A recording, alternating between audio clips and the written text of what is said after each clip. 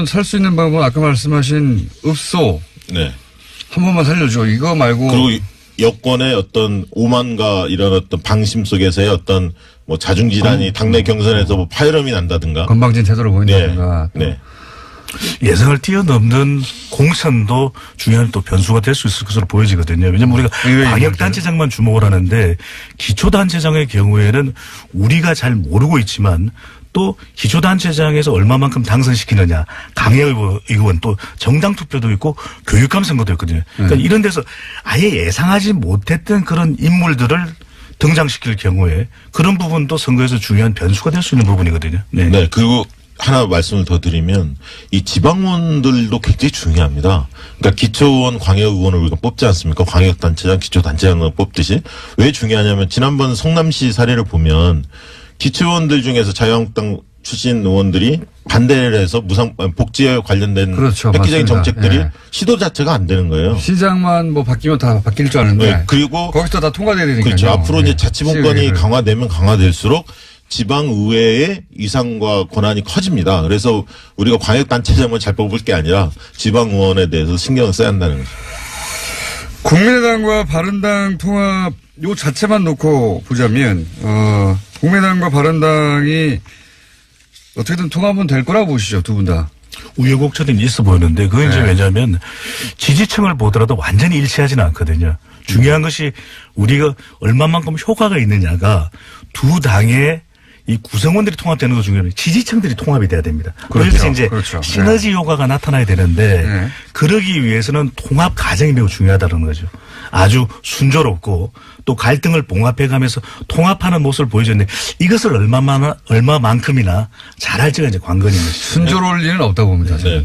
근데 이게 잘 보셔야 할 게 지금 통합 반대파하고 통합 추진파가 있는데 어쨌든 통합이라는 프레임 속에서는 당연히 통합파가 우위를 점하고 있고 통합은 단어가 좋잖아요. 네. 그 두 번째는 뭐냐면 누가 새로움을 주고 있느냐는 겁니다. 그러니까 통합 반대파가 새로움을 주지 못하고 있어요. 지금 잘 보시면.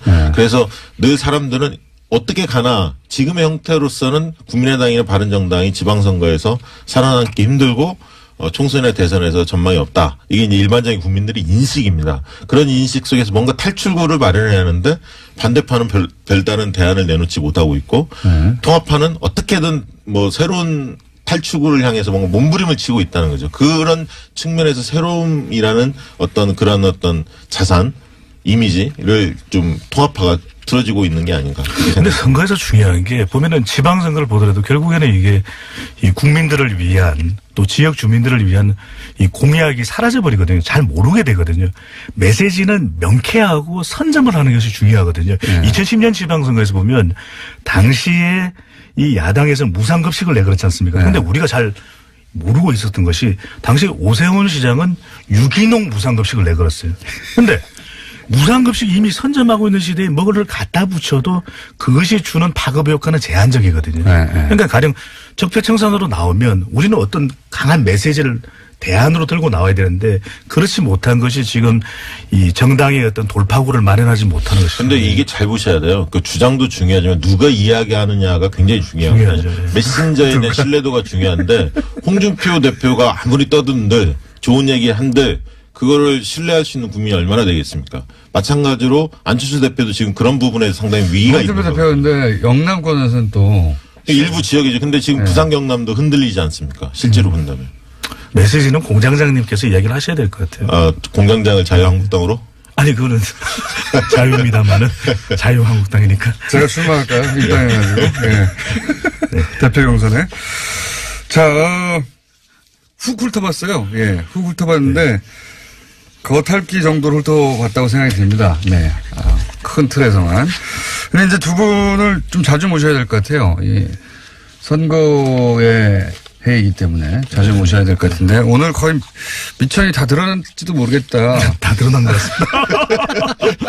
할 얘기를 더 이상 없습니다. 다 하셨을지 모르겠다 하는 생각이 드는데 재밌었기 때문에 예, 이 덩치 매치 앞으로 좀 자주 이어갈까. 빅 매치. 이어갈까 합니다. 박시영 윈지코리아 부대표 배종찬 리서치앤리서치 본부장이었습니다. 감사합니다. 감사합니다. 박시영 민지코리아 부대표 배종찬 리서치앤리서치 본부장의 뜨거웠던 여론조사 대담. 청취자 여러분들의 반응이 매우 뜨거웠습니다. 고정을 해달라는 요구도 쏟아졌습니다. 허미영님께서 주셨는데요. 두 분 듀엣 같아요. 잘 어울리심. 예, 이라고 하셨고요. 김은영님께서는요. 세 분이 앉아있는 사진을 보니 스튜디오가 좁아 보입니다. 방송 후 고기 드시러 가십니까? 라고 질문을 주셨습니다. 제가 제작진에 확인을 해본 결과 이날은 고기를 안 먹었답니다. 그런데 제가 공장장 권한대행을 했던 첫날 묘하게 지난 12월 25일 크리스마스였는데요. 그때 방송을 마치고 무려 이분들이 1시간을 기다린 후에 저하고 제작진과 함께 3차까지 고기를 먹었다는 그런 얘기를 들었습니다. 뉴스공장 주말 특근 교통정보 듣고 이어가겠습니다. 특근 두 번째 순서는 뉴스공장의 명불허전, 그야말로 대표 코너죠. 정의당 노회찬 원내대표의 노르가즘. 1월 3일 3부에 방송된 내용입니다. 다시 한번 들어보시죠.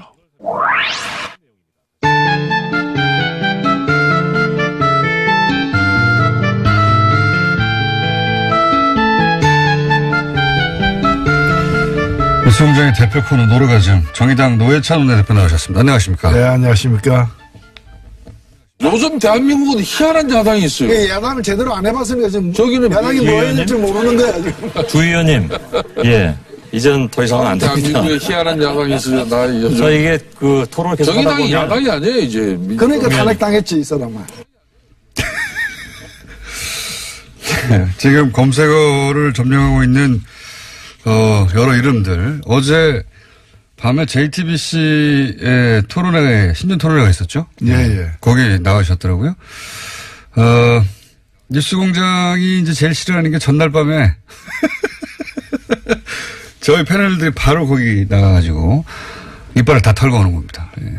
뉴스공장을 홍보하기 위해서 밤을 잠깐 나갔습니다. 그럼 나가셔서 뉴스공장 얘기하셨어야죠. 예. 어제 제가 낮에 청와대 신년하러에 갔는데 네. 거기서 그 인사 많이 들었어요. 김어준의 뉴스공장 잘 듣고 있습니다. 당연한 건 전 국민이 듣고 있으니까. 공영방송이 확인되는. 청와대 뵐 수 있습니까? 들어야지. 자, 근데 어제 가만히 매치업을 생각해 보면 썰전과 뉴스공장의 패널 양쪽에 나와가지고 믹스 매치업을 했어요. 그죠? 네, 그렇게 됐네요. 네. 보면 그렇게 됐습니다. 하여튼 이 토론회가 굉장히 화제예요. 지금까지도 계속 검색에 오르는 걸 보면. 못 보신 분들은 다시 보기로 봐도 좋을 만큼 재밌었던 토론회였던 걸로 제가 알고 있습니다. 근데 이제, 손석희 대표는 사장은 워낙 이 토론회 할 때 일정 정도 이제 과열되거나 또 시간을 잡아먹으면 자제를 시키잖아요. 네. 저 같으면 계속 싸우겠을 텐데, 그냥. 그리고 너무 멀어요, 보니까 거리가 서로를 휘두르면 닿을 수 있는 자리로 이렇게 삿대질도 가능하고 그랬어야 되는 건데 안타깝다 하는 생각도 들고요.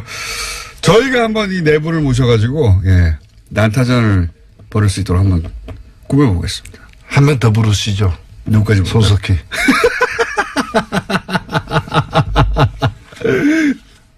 제 소원이 손석희 사장을 갖다가 토론석에 앉히고 토론자석에 앉히고 제가 사회를 보는 거예요. 그래서 발언하면은 빨리 끝내시죠. 이렇게 잘라버리는 거 있죠. 그래서 평생 소원인데 아직 못 해보고 있습니다.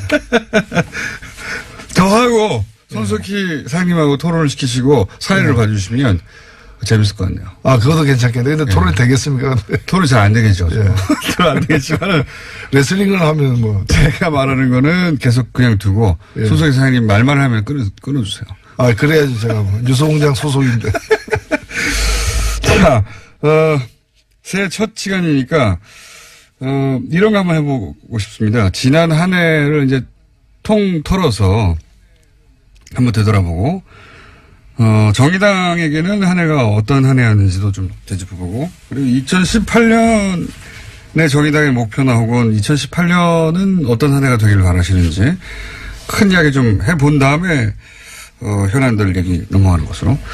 작년에 탄핵 대선 이거 말고, 탄핵 대선이야 뭐 전 국민이 다 알고 있는 커다란 사건들이고요. 이거 말고 그때 그 사건이 굉장히 중요했다.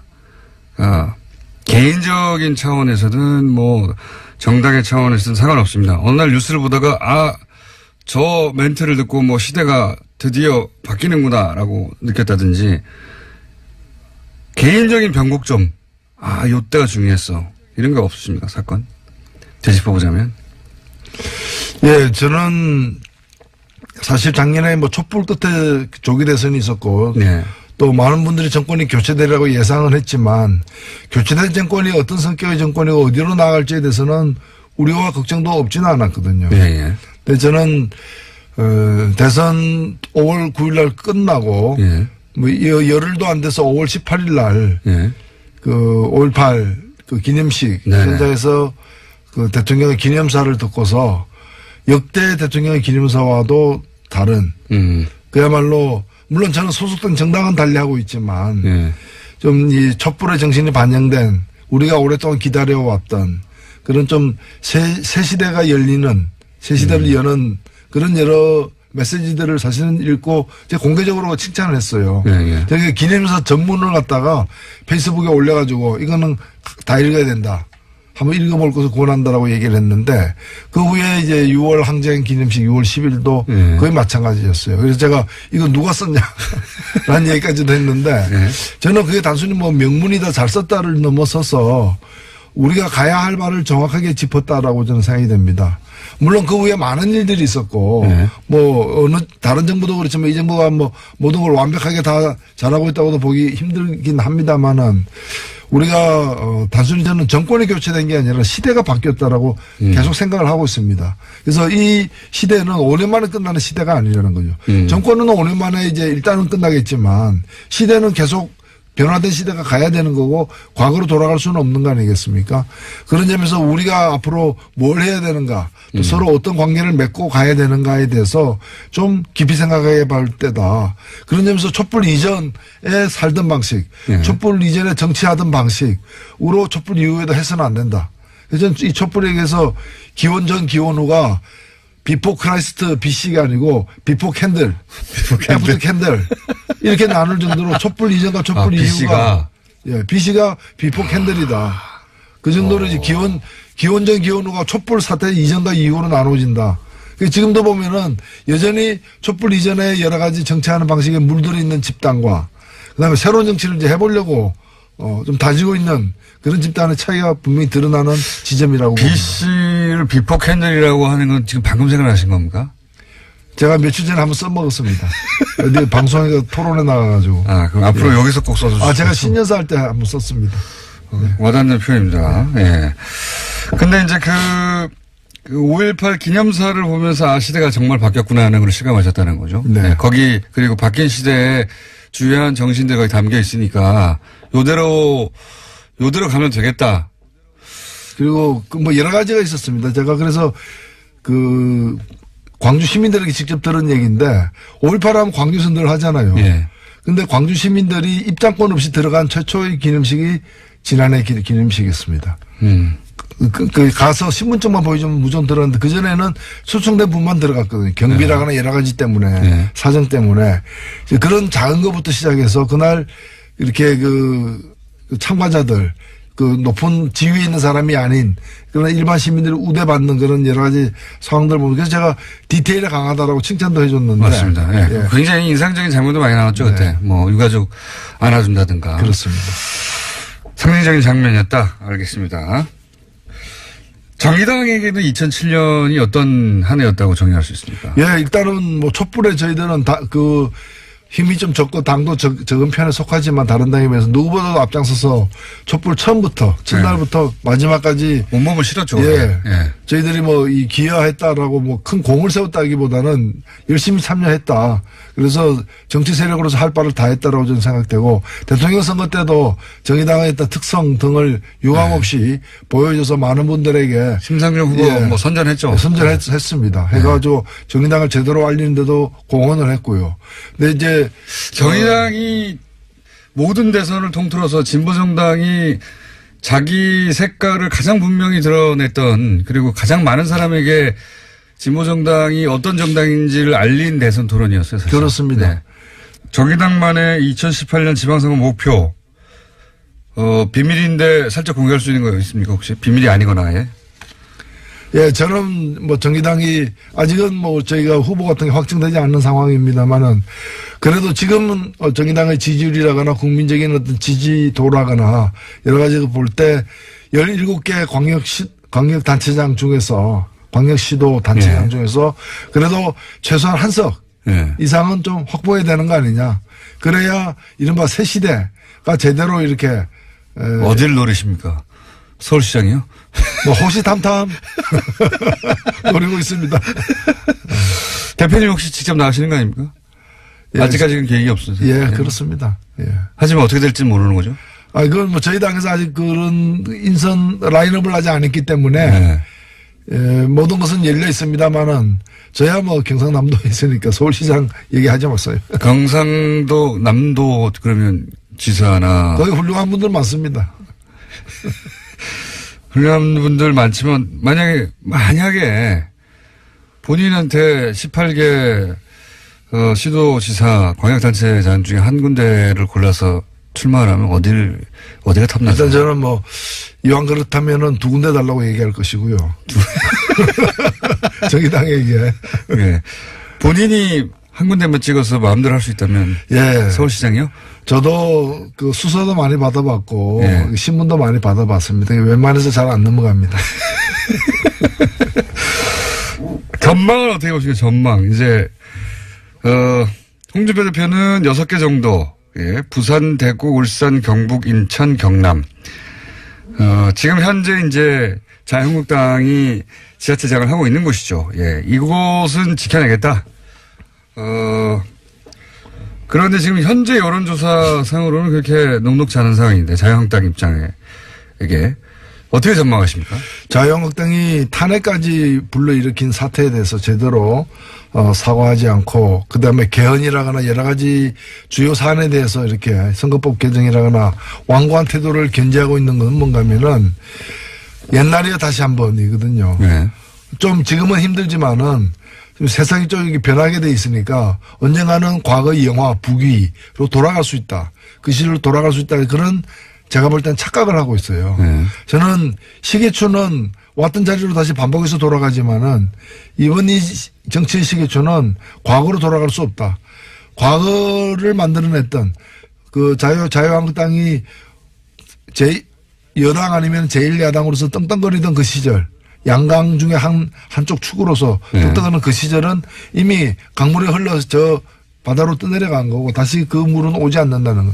그래서 자유한국당에게 이번 지방선거는 다시 원기를 회복하는 원상을 갖다 복구해 나가는 그런 선거가 될 수가 없고 오히려 괴멸해가는 점점 이렇게 힘이 빠져가는 걸 확인해 주는 선거가 될 것이라는 점에서 그 6개를 얻어내는 거는 불가능하다. 불가능하다 보십니까? 예, 불가능하다. 그건 다른 나라 가서 그 선거를 치르면 몰라도 한국에서는 불가능하다. 예. 그러면 지금 그 보수 성향을 띠는 정당 중에 남은 것은 바른정당과 사실상 바른정당밖에 없는데 국민의당이 이제 바른정당과 합당을 한다고 하니까요. 네. 그리고 합당은 그 소위 이제 반대파들이 떨어져 나갈 지언정 합당은 되겠죠? 그렇게 전망하시죠? 예, 무슨 소란, 잡음, 소음 이런 게 이제 이어지겠지만은 결국에는 뭐 우격다짐으로도 될 겁니다. 그리고 이런 과정에 대해서 선관위나 어떤 법원이 이게 하나하나 이렇게 논리적으로 과학적으로 안 따지거든요. 예. 정당은 정당에서 해결하라. 그러니까요. 예, 보통 사법부는 이런 데 안 끼려고 하죠. 그렇죠. 예. 그래서 아마 이제 그 주류 세력들이 이제 추동하는 방향으로 되긴 될 가능성이 높다 이래 보입니다. 그러면 이 두 당이 합당됐을 때 최대 수혜자는 누가 되겠습니까? 유승민 대표가 될까요? 안철수 대표가 될까요? 예, 뭐 두 분 다 수혜자로도 볼 수 있는데 그 중에서 더 큰 뭐 수혜자는 유승민 대표다라고 언론에서도 많이 지목을 하는 것 같아요. 하는 것 같은데 아무래도 이제 그 통합된 당이 어느 쪽으로 갈 거냐. 예. 국민의당을 갖다가 외연 확장하는 그런 의미가 더 클 것이냐. 아니면은 바른당이 가고자 했던 길에 예. 그 11명이 외롭게 가던 길에 많은 원군이 합류되는 그래서 보수의 어떤 외연 확장의 길로 갈 것이냐. 저는 후자가 더 가능성이 크지 않느냐는 점에서 애초에 그 길을 갔던 사람이 예. 유승민 대표인 거고 안철수 대표는 이제 원래 새정치였지 않습니까? 예. 물론 이제 그 이제 국민마다 같은 새로운 새정치로 이렇게 해서 바뀌면서 이제 원래 출발했던 지점으로부터 많이 지금 떨어져 있는 거죠.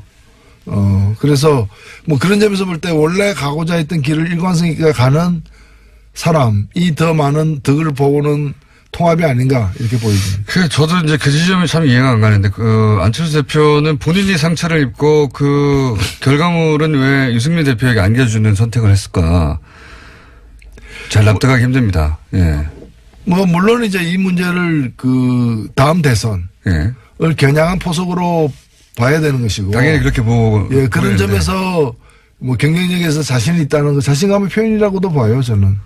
사실 자유한국당의 후보가 없고 또 앞으로 만들어질 가능성이 적고 그리고 이미 있는 후보 기왕에 기어로웠던 후보 그 범위 내에서는 뭐 자신의 어떤 경쟁력이 앞선다라고 능히 판단하고 있지 않나 이렇게. 그러니까요. 뭐 자유한국당에서 떨어져 나오는 분들하고 합쳐서 이제 새로운 보수다, 개혁 보수다 이렇게 표방하는 정당이 되고 그 중에서는 본인이 가장 경쟁력이 앞선다고 생각할 수는 있을지 모르겠지만 이 과정에서 입게 되는 상처 본인이 그것도 계산에 넣어보면 상처 상당히 많이 입고 있거든요. 예. 그런데 뭐 정치라는 것은 본인이 결단하고 선택한 것이고 그 결과를 본인이 수용해야죠. 저는 그런 뭐 정치인들, 유력 정치인들이 받는 상처보다도 국민이 받는 상처. 이런 걸 더 우리가 생각해 볼 필요가 있지 않느냐. 이 과정에서 호남의 국민의당을 지지했던 호남 유권자들이 받는 상처도 상당하겠죠. 예. 그러겠죠. 뭐 하도 당이 이렇게 만들어졌다가 흩어지고 쪼개지고 하니까. 만약에 이 반대파들이 떨어져 나온다면 반대파의 규모가 클까요? 아니 남는 사람들의 규모가 클까요?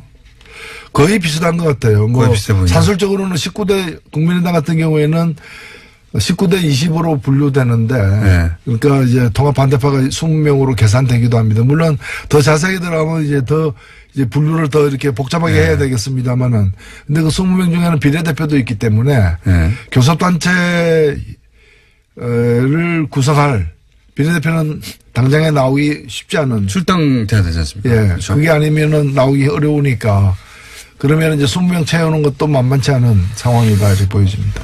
자, 주요한 사람들만 훅 짚었는데 다 지나갔어요. 올 한 해 뉴스공장 청취자들에게 노회찬 원내대표의 다짐 이런 거 한번 촌스럽 좀 해볼까요? 뉴스 공장이 촛불 공장이 되는 그날까지. 촛불 공장. 이 한 번 던지겠습니다. 아니, 촛불 다 지나갔는데 뉴스 공장이 왜 다시 촛불 공장이 돼야 됩니까? 세상을 밝히려면은 더 많은 촛불이 필요합니다. 마음의 촛불은 꺼질 수가 없습니다. 납득이 되진 않습니다만은. 받아들이도록 하겠습니다. 자, 오늘 여기까지 하겠습니다. 정의당 노회찬 원내대표였습니다. 감사합니다. 네, 고맙습니다. 예, 이 노르가즘 코너 항상 문자가 쏟아지는 그런 코너입니다. 김영래님께서 문자를 주셨는데요. 노회찬 의원님 명언, 세상은 비포 캔들과 그 이후의 세상으로 나눠졌다는 말이 기억에 남는다. 이런 말씀 주셨습니다. 저도 이 방송 들으면서 비포 캔들 하시길래 그 다음에 AD는 어떻게 표현하시려나 했는데 속으로 엔드 데모크라시? 뭐 이렇게 생각을 했는데 말씀 안 주시더라고요. 근데 정말 비포 캔들 탁월한 명언이었습니다. 그리고 광나연님, 창원 시민입니다. 창원의 자랑이 두 가지가 있는데 배우 강동원 씨와 노회찬 의원님입니다. 라는 문자를 주셨습니다. 저도 창원에서 근무를 했었는데 자랑이 되기엔 좀 상당히 모자라겠죠? 패널로 손석희 JTBC 사장 부르면 좋겠다는 노르가즘님의 요청. 과연 현실이 될까요? 뭐 뉴스공장 뭐든 다 가능하니까 이것도 만들어내지 않을까 기대가 큽니다. 특근 세 번째 순서는 지난 1월 4일 목요일 4부 시간에 방송된 김진애 박사의 도시 이야기입니다. 제천 화재 사고를 계기로 돌아본 안전 문제 제2탄이었는데요. 다시 한번 들어보시죠.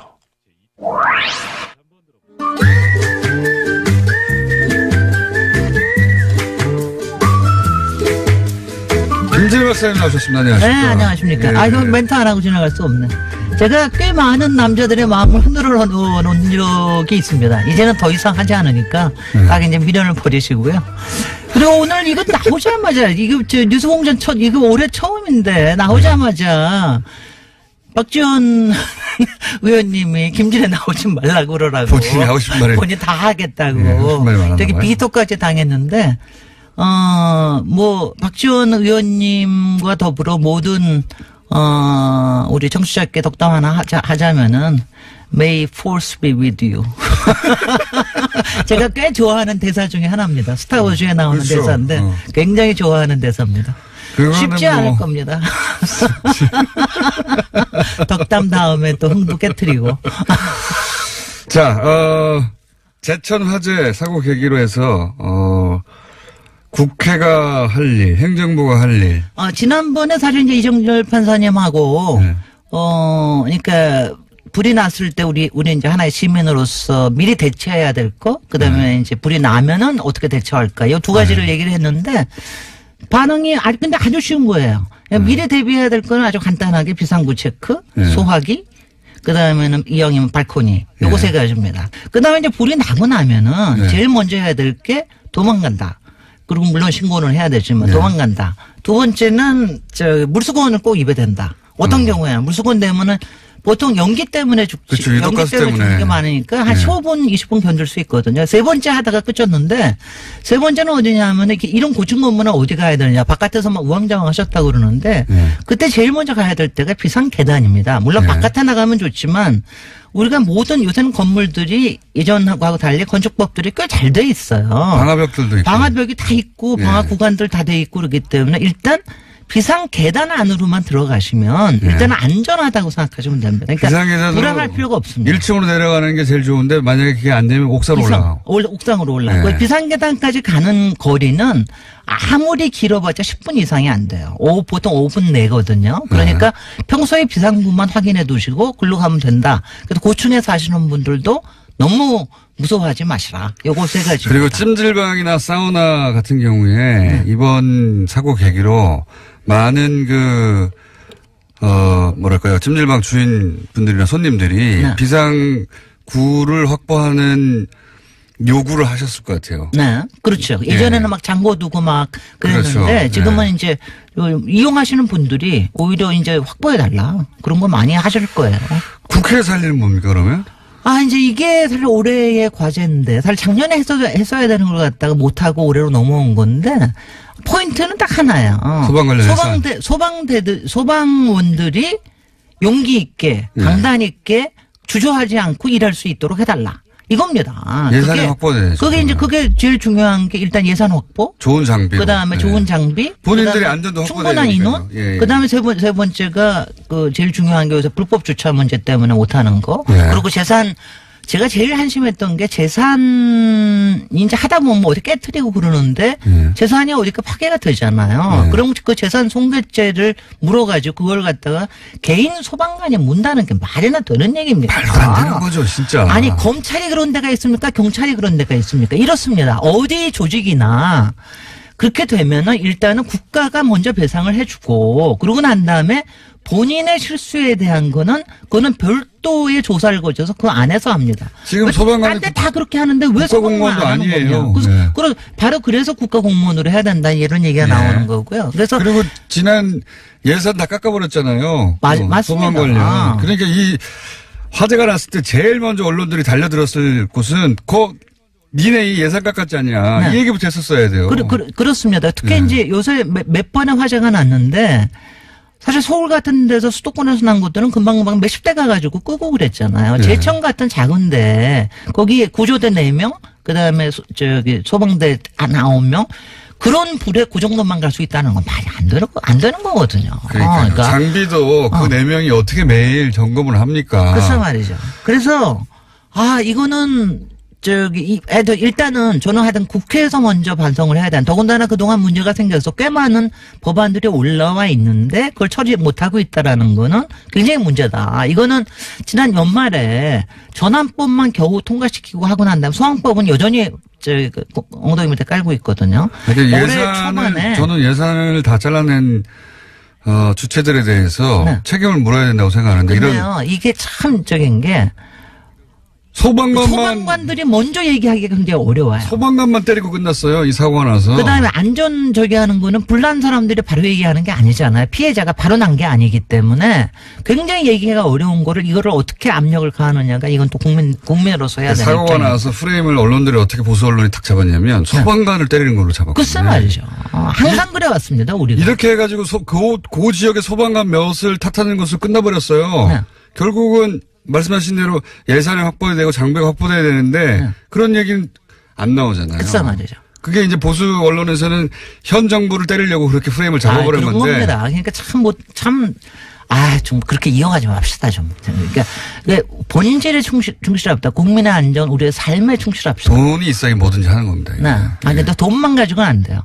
그 다음에 이제 마지막에, 마지막에 정부가 해야 되는 일 중에 제가 이제 평소에 꽤 많이 얘기하고 주변에서도 그러는데 사실 그 미국에서 보면 웃기는 게 어린애들이 그 파이어파이터 되겠다는 애들이 무지 많아요. 그리고 걔네는 영웅이에요. 소방관들에 대한 로망이 아니 그 여자애들까지도 나 파이어파이터 될 거야 막 이러고 막 그러거든요. 그 여성들이 또 소방관들은 단련된 신체와 그리고 영웅적인 그 남을 위해 희생하고 강한 남성 이런 이미지가 있어요. 서구에 있습니다.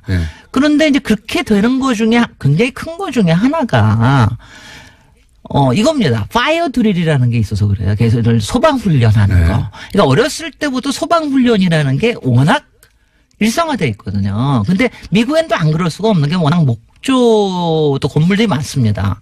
근데 목조 주택에 살다 보면 파이어 드릴을 꼭 하거든요. 거의 그 초등학교들이 거의 그 목조로 된 데가 많아요. 그러니까 소방 훈련을 꼭 하죠. 그러니까 소방 훈련을 하면서 야, 이게 얼마나 신나고 멋있고 근사한 거라는 걸 애들이 알게 되는 거예요. 근데 그거를 우리는 지금 그냥 대충 하거든요. 그리고 잘 안 하거든요. 근데 저는 문재인 대통령이 우리께서 말씀하시는 것 중에 우리 2018년에 코드가 삶이다라고 얘기하는 것 중에 아마 안전이 가장 큰 것 중에 하나일 텐데 초등학교 때부터 소방 훈련을 아파트 단지에서도 그렇고 학교에서도 그렇고 이거를 하는 거를 한번 했으면 좋겠다. 이거를 뭔가 캠페인 정도가 아니라 왜냐면 캠페인만 가지면 금방 사그라듭니다. 그다음에 또 하나가 요번에 하고 있는데 소방 점검을 하고 있어요. 요번에 이제 하도 문제가 많이 나니까 소방 점검을 하고 있는데 정말 일제 소방 점검을 한번 할 필요가 있습니다. 거국적으로 할 필요가 있습니다. 근데 이제 이게요. 한 가지 이게 있어요. 소방 점검을 다 한다고 그래서 문제는 무지무지 많거든요. 근데 그 문제를 하루아침에 바로 잡을 수가 없기 때문에 일부러 소방점검을 안 하는 것도 있어요. 가령 예컨대 전통시장.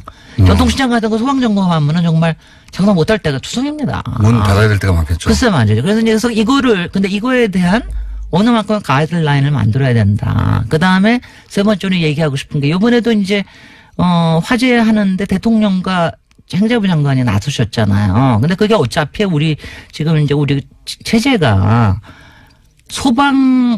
정확히 소방재난안전본부 이렇게 돼 있고 그게 행자부에 속해 있기 때문에 그런데 사실은 이게 지방자치에서 해야 될 일이 굉장히 많습니다. 왜냐하면 현장하고 맞물려 있기 때문에 이게 복잡하게 시작했는데 지방자치단체하고 어떻게 맞물려 돌아가냐. 가령 예컨대 이번에 하나가 도면을 바로 못 가져왔잖아요. 그 건물에. 근데 구청은 모든 도면을 다 확인하고 있거든요. 근데 그런 게 바로 소방서에는 연결이 안 돼 있는 거예요. 온라인으로 연결해줘야 되겠네요. 이런 것들이 이런 거는 그것도 장비예요 다. 그거 다 장비고 돈입니다. 소방관들이 특수한 패널을 들고 바로바로 확인할 수 있어야 되는데. 아니 요새는 우리 구글만 봐도 다 나오는데 그 사람들은 번지만 쓰면 나오면 딱 도면이 그 위에 떠야 돼요. 그거 다 돈이네요. 이거는 절대적으로 필요한 일입니다. 오늘 여기까지 해야 되겠습니다. 네. 그래서 안녕하시죠, 우리 빨리. Force be with you 하시면서 안녕. 김진애 박사님이었습니다. 안녕. 7797번님, 박지원, 김진애 조합 보고 싶은데 어떻게 안 될까요? 라는 문자를 주셨네요. 제가 살짝 조사해 보니까 제작진은 이 조합에 별로 관심이 없더라고 하던데요. 만약에 이 조합을 원하시면 청취자 여러분들께서 의견을 많이 한번 개진해 주시기 바랍니다. 샵 0951 50원 유료 문자를 이용하시거나 카카오톡 TBS 친구 맺기 하시면 무료로 의견을 보내실 수 있습니다. TBS 게시판 그리고 팟빵 게시판 페이스북 페이지 김어준의 뉴스공장에 의견을 주셔도 좋습니다. 제가 권한대행할 때 이 소화기를 노래방에서 마이크로 썼다 그러니까 다시는 그러지 말라고 혼꾸녕을 내주셨는데 진짜 다시는 안 그러겠습니다. 약속드립니다. 교통정보 듣고 이어가겠습니다. 네, 공장장 권한대행으로 일하던 동안 언론인들이 재벌 돈을 받아 해외 연수를 가는 경원유착의 폐단을 말씀드린 적이 있습니다. 언론인이 재벌로부터 돈을 받은 사실은 다른 것도 아닌 그 재벌이 만든 재단 홈페이지에 버젓이 나와 있었습니다. 과거형으로 말씀드리는 이유가 있습니다. 돈 받은 언론인 명단이 있던 사이트는 없어졌습니다. 또 언론인이 재벌 돈을 받아 해외 연수 다녀온 사실을 보도하는 언론사는 매우 드뭅니다. 겉으로는 정의의 수호자인 양, 국익의 대변자인 양 하면서 말이죠. 적폐 세력들은 이처럼 증거인멸도 서슴지 않고 본인들에게 불리한 소식은 꼭꼭 숨기고 있습니다. 그러고 보면 적폐 청산은 참 어려운 일입니다. 하지만 아무리 사실을 은폐하고 숨기려 들어도 저들의 치부는 우리 국민에 의해 반드시 드러날 것입니다. 한치의 관용도 동정도 없이 철저하게 적폐를 청산해야 합니다. 우리 후손들을 위해서 말입니다. 훗날 우리 후손이 그때 할아버지 할머니는 뭐 하셨어요? 라고 물을 때 그때 이 할아버지 할머니는 나라를 구했단다 라고 말할 수 있으면 좋겠습니다. 새로운 대한민국을 만들기 위해 우리 더 힘내봅시다. 적폐 청산을 향한 기력 보충을 위해서 주말, 휴일 푹 쉬시고요. 뉴스공장 주말 특근 오늘 준비한 순서는 여기까지입니다. 저는 언제 다시 애청자 여러분들을 뵐 수 있을지 잘 모르겠네요. 아시다시피 비정규직이어서요. 꼭 다시 뵙게 되었으면 좋겠습니다. 다시 뵐 때까지 안녕. 어떻게든 뭐 새로운 탈출구를 향해서 뭔가 몸부림을 치고 있다는 거죠. 그런 측면에서 새로움이라는 어떤 그런 어떤 자산, 이미지를 좀 통합화가 틀어지고 있는 게 아닌가. 근데 선거에서 중요한 게 보면은 지방선거를 보더라도 결국에는 이게 이 국민들을 위한 또 지역 주민들을 위한 이 공약이 사라져버리거든요. 잘 모르게 되거든요. 메시지는 명쾌하고 선점을 하는 것이 중요하거든요. 2010년 지방선거에서 보면 당시에 이 야당에서는 무상급식을 내걸었지 않습니까? 그런데 우리가 잘 모르고 있었던 것이 당시 오세훈 시장은 유기농 무상급식을 내걸었어요. 그런데 무상급식 이미 선점하고 있는 시대에 뭐를 갖다 붙여도 그것이 주는 파급 효과는 제한적이거든요. 그러니까 가령 적폐청산으로 나오면 우리는 어떤 강한 메시지를 대안으로 들고 나와야 되는데 그렇지 못한 것이 지금 이 정당의 어떤 돌파구를 마련하지 못하는 것이죠. 그런데 이게 잘 보셔야 돼요. 그 주장도 중요하지만 누가 이야기하느냐가 굉장히 중요하거든요. 메신저에 대한 신뢰도가 중요한데 홍준표 대표가 아무리 떠든들 좋은 얘기 한들 그거를 신뢰할 수 있는 국민이 얼마나 되겠습니까? 마찬가지로 안철수 대표도 지금 그런 부분에서 상당히 위기가 있는 거죠. 홍준표 대표인데 영남권에서는 또 일부 지역이죠. 근데 지금 부산 경남도 흔들리지 않습니까? 실제로 본다면. 메시지는 공장장님께서 이야기를 하셔야 될 것 같아요. 공장장을 자유한국당으로? 아니 그거는 자유입니다만은 자유한국당이니까. 제가 출마할까요? 입당해가지고. 네. 대표 경선에. 자, 훅 훑어봤어요. 예, 훅 훑어봤는데 겉핥기 정도로 훑어봤다고 생각이 듭니다. 네, 큰 틀에서만. 근데 이제 두 분을 좀 자주 모셔야 될 것 같아요. 이 선거의 해이기 때문에 자주 모셔야 될 것 같은데 오늘 거의 미천이 다 드러났지도 모르겠다. 다 드러난 것 같습니다. 할 얘기를 더 이상 없습니다. 다 하셨을지 모르겠다 하는 생각이 드는데 재밌었기 때문에 예, 이 덩치 매치 앞으로 좀 자주 이어갈까. 빅 매치. 네. 이어갈까 합니다. 박시영 윈지코리아 부대표 배종찬 리서치앤리서치 본부장이었습니다. 감사합니다. 감사합니다. 박시영 민지코리아 부대표, 배종찬 리서치앤리서치 본부장의 뜨거웠던 여론조사 대담. 청취자 여러분들의 반응이 매우 뜨거웠습니다. 고정을 해달라는 요구도 쏟아졌습니다. 허미행님께서 주셨는데요. 두 분 듀엣 같아요. 잘 어울리심. 예, 이라고 하셨고요. 김은영님께서는요. 세 분이 앉아있는 사진을 보니 스튜디오가 좁아 보입니다. 방송 후 고기 드시러 가십니까? 라고 질문을 주셨습니다. 제가 제작진에 확인을 해본 결과 이날은 고기를 안 먹었답니다. 그런데 제가 공장장 권한대행을 했던 첫날 묘하게 지난 12월 25일 크리스마스였는데요. 그때 방송을 마치고 무려 이분들이 1시간을 기다린 후에 저하고 제작진과 함께 3차까지 고기를 먹었다는 그런 얘기를 들었습니다. 뉴스공장 주말 특근 교통정보 듣고 이어가겠습니다. 특근 두 번째 순서는 뉴스공장의 명불허전. 그야말로 대표 코너죠. 정의당 노회찬 원내대표의 노르가즘. 1월 3일 3부에 방송된 내용입니다. 다시 한번 들어보시죠.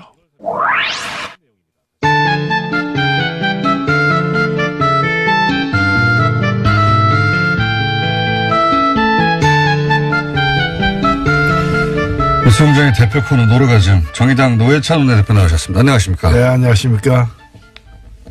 요즘 대한민국은 희한한 야당이 있어요. 야당을 제대로 안 해봤으니까 지금 저기는 야당이 뭐 해야 될지 모르는 거야 지금. 주 의원님, 예, 이제는 더 이상은 안 됩니다. 대한민국에 희한한 야당이 있어요. 나 요즘 저 이게 그 토론을 계속 하다 정의당이 보면 야당이 아니에요 이제. 그러니까 탄핵당했지 이 사람은.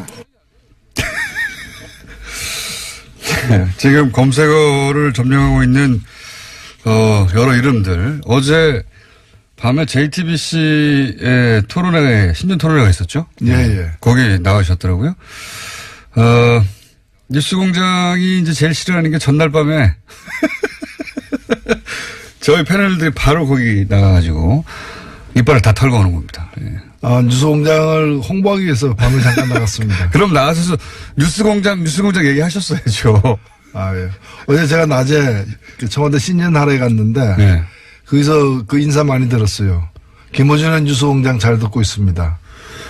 당연한 건 전 국민이 듣고 있으니까. 공영방송임이 확인되는. 청와대 뵐 수 있습니까? 들어야지. 자, 근데 어제 가만히 매치업을 생각해 보면 썰전과 뉴스공장의 패널 양쪽에 나와가지고 믹스 매치업을 했어요. 그죠? 예, 그렇게 됐네요. 예, 보면 그렇게 됐습니다. 하여튼 이 토론회가 굉장히 화제예요. 지금까지도 계속 검색에 오르는 걸 보면. 못 보신 분들은 다시 보기로 봐도 좋을 만큼 재밌었던 토론회였던 걸로 제가 알고 있습니다. 근데 이제, 손석희 대표는 사장은 워낙 이 토론회 할 때 일정 정도 이제 과열되거나 또 시간을 잡아먹으면 자제를 시키잖아요. 예. 네, 저 같으면 계속 싸우겠을 텐데, 그냥. 그리고 너무 멀어요, 보니까, 거리가 서로. 서로를 휘두르면 닿을 수 있는 자리로 이렇게, 응? 삿대질도 가능하고, 그랬어야 되는 건데, 안타깝다 하는 생각도 들고요. 저희가 한번 이 내부를 모셔가지고, 예, 난타전을 벌일 수 있도록 한번 꾸며보겠습니다. 한 명 더 부르시죠. 누구까지 손석희.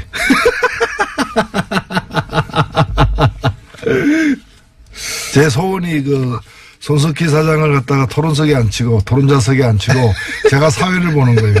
그래서 발언하면은 빨리 끝내시죠. 이렇게 잘라버리는 거 있죠. 그래서 평생 소원인데 아직 못 해보고 있습니다. 저하고 손석희 사장님하고 토론을 시키시고 사회를 봐주시면 재밌을 것 같네요. 그것도 괜찮겠네. 근데 토론이 되겠습니까? 토론이 잘 안 되겠죠. 예. 토론 안 되겠지만 레슬링을 하면 뭐. 제가 말하는 거는 계속 그냥 두고 예. 손석희 사장님 말만 하면 끊어주세요. 그래야지 제가 뭐. 뉴스공장 소속인데. 자, 새해 첫 시간이니까, 이런 거 한번 해보고 싶습니다. 지난 한 해를 이제 통 털어서 한번 되돌아보고, 정의당에게는 한 해가 어떤 한 해였는지도 좀 되짚어보고, 그리고 2018년의 정의당의 목표나 혹은 2018년은 어떤 한 해가 되기를 바라시는지 큰 이야기 좀 해본 다음에, 현안들 얘기 넘어가는 것으로. 작년에 탄핵 대선 이거 말고, 탄핵 대선이야 뭐 전 국민이 다 알고 있는 커다란 사건들이고요. 이거 말고 그때 그 사건이 굉장히 중요했다. 개인적인 차원에서든 뭐 정당의 차원에서든 상관없습니다. 어느 날 뉴스를 보다가 저 멘트를 듣고 뭐 시대가 드디어 바뀌는구나라고 느꼈다든지 개인적인 변곡점 요때가 중요했어. 이런 거 없으십니까? 사건 되짚어보자면. 예, 저는 사실 작년에 뭐 촛불 끝에 조기 대선이 있었고 네. 또 많은 분들이 정권이 교체되리라고 예상을 했지만 교체된 정권이 어떤 성격의 정권이고 어디로 나갈지에 대해서는 우려와 걱정도 없지는 않았거든요. 예, 예. 근데 저는 대선 5월 9일 날 끝나고 예. 뭐 열흘도 안 돼서 5월 18일 날 예. 5.18 기념식 네. 현장에서 대통령의 기념사를 듣고서 역대 대통령의 기념사와도 다른 그야말로 물론 저는 소속된 정당은 달리하고 있지만 예. 좀 이 촛불의 정신이 반영된 우리가 오랫동안 기다려왔던 그런 좀 새 시대가 열리는 새 시대를 여는 그런 여러 메시지들을 사실은 읽고 제가 공개적으로 칭찬을 했어요. 예, 예. 저기 기념사 전문을 갖다가 페이스북에 올려가지고 이거는 다 읽어야 된다. 한번 읽어볼 것을 권한다라고 얘기를 했는데 그 후에 이제 6월 항쟁 기념식 6월 10일도 거의 마찬가지였어요. 그래서 제가 이거 누가 썼냐라는 얘기까지도 했는데 저는 그게 단순히 뭐 명문이다 잘 썼다를 넘어서서 우리가 가야 할 바를 정확하게 짚었다라고 저는 생각이 됩니다.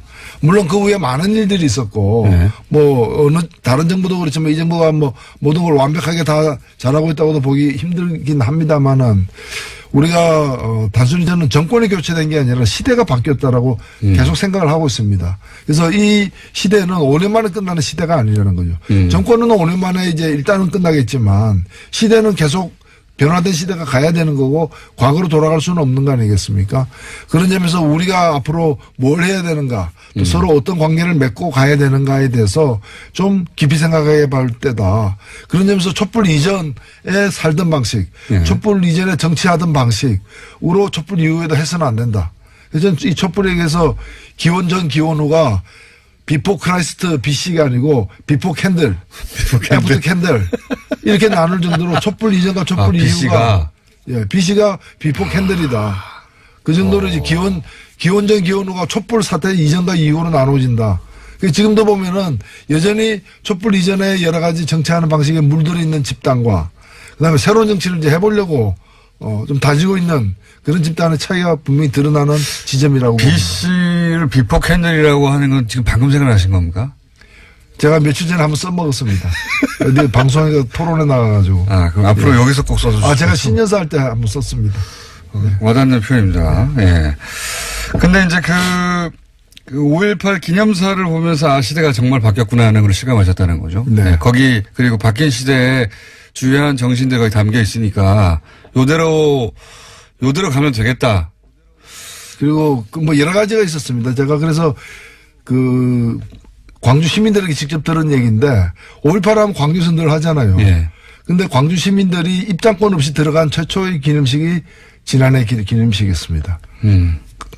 가서 신분증만 보여주면 무조건 들어갔는데 그전에는 초청된 분만 들어갔거든요. 경비라거나 여러 가지 때문에 사정 때문에 그런 작은 것부터. 그러면 살 수 있는 방법은 아까 말씀하신 읍소 한 번만 살려줘. 이거 말고. 그리고 여권의 어떤 오만과 이런 어떤 방심 속에서의 어떤 뭐 자중질환이 당내 경선에서 뭐 파열음이 난다든가. 건방진 태도를 보인다든가. 예상을 뛰어넘는 공천도 중요한 또 변수가 될 수 있을 것으로 보여지거든요. 왜냐하면 우리가 광역단체장만 주목을 하는데 기초단체장의 경우에는 우리가 잘 모르고 있지만 또 기초단체장에서 얼마만큼 당선시키느냐, 강혜의원 또 정당 투표도 있고 교육감 선거도 있거든요. 그러니까 이런 데서 아예 예상하지 못했던 그런 인물들을 등장시킬 경우에 그런 부분도 선거에서 중요한 변수가 될 수 있는 부분이거든요. 네. 그리고 하나 말씀을 더 드리면 이 지방원들도 굉장히 중요합니다. 그러니까 기초원 광역의원을 우리가 뽑지 않습니까? 광역단체장, 기초단체장을 뽑듯이. 왜 중요하냐면 지난번 성남시 사례를 보면 기초의원들 중에서 자유한국당 출신 의원들이 반대를 해서 복지에 관련된 획기적인 정책들이 시도 자체가 안 되는 거예요. 시장만 뭐 바뀌면 다 바뀔 줄 아는데. 그리고 거기서 다 통과돼야 되니까요. 그렇죠. 앞으로 이제 자치분권이 강화되면 강화될수록 지방의회의 위상과 권한이 커집니다. 그래서 우리가 광역단체장만 잘 뽑을 게 아니라 지방의원에 대해서 신경을 써야 한다는 거죠. 국민의당과 바른당 통합 요 자체만 놓고 보자면 국민의당과 바른당이 어떻게든 통합은 될 거라고 보시죠, 두 분 다. 우여곡절이 있어 보이는데 그건 이제 왜냐하면 지지층을 보더라도 완전히 일치하지는 않거든요. 중요한 것이 우리가 얼마만큼 효과가 있느냐가 두 당의 이 구성원들이 통합되는 거 중요해요. 지지층들이 통합이 돼야 됩니다. 그래서 이제 시너지 효과가 나타나야 되는데 그러기 위해서는 통합 과정이 매우 중요하다는 거죠. 아주 순조롭고 또 갈등을 봉합해가면서 통합하는 모습을 보여줬는데 이것을 얼마만큼이나 잘할지가 이제 관건인 것이죠. 순조로울 리는 없다고 봅니다. 근데 이게 잘 보셔야 할 게 지금 통합 반대파하고 통합 추진파가 있는데 어쨌든 통합이라는 프레임 속에서는 당연히 통합파가 우위를 점하고 있고 통합은 단어가 좋잖아요. 그 두 번째는 뭐냐면 누가 새로움을 주고 있느냐는 겁니다. 그러니까 통합 반대파가 새로움을 주지 못하고 있어요. 지금 잘 보시면. 그래서 늘 사람들은 어떻게 가나 지금의 형태로서는 국민의당이나 바른정당이 지방선거에서 살아남기 힘들고 총선이나 대선에서 전망이 없다. 이게 이제 일반적인 국민들의 인식입니다. 그런 인식 속에서 뭔가 탈출구를 마련해야 하는데 반대파는 별다른 대안을 내놓지 못하고 있고 통합파는 어떻게